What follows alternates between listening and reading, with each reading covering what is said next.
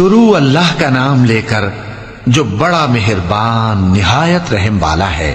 جو لوگ کافر ہیں یعنی اہل کتاب اور مشرک، وہ کفر سے باز رہنے والے نہ تھے یہاں تک کہ ان کے پاس کھلی دلیل آ جائے، یعنی اللہ کا ایک پیغمبر جو پاک اوراق پڑھ کر سناتا ہے جن میں مستحکم آیتیں لکھی ہوئی ہیں، اور اہل کتاب جو فرقوں میں بٹے ہیں تو دلیل واضح کے آنے کے بعد ہی بٹے ہیں، حالانکہ ان کو حکم تو یہی ہوا تھا کہ اللہ کی عبادت کریں، اطاعت کو اسی کے لیے خالص کرتے ہوئے یکسو ہو کر، اور نماز قائم کریں اور زکوٰۃ دیں، اور یہی مضبوط اصولوں والا دین ہے۔ جو لوگ کافر ہیں یعنی اہل کتاب اور مشرک، وہ دوزخ کی آگ میں پڑیں گے اور ہمیشہ اسی میں رہیں گے۔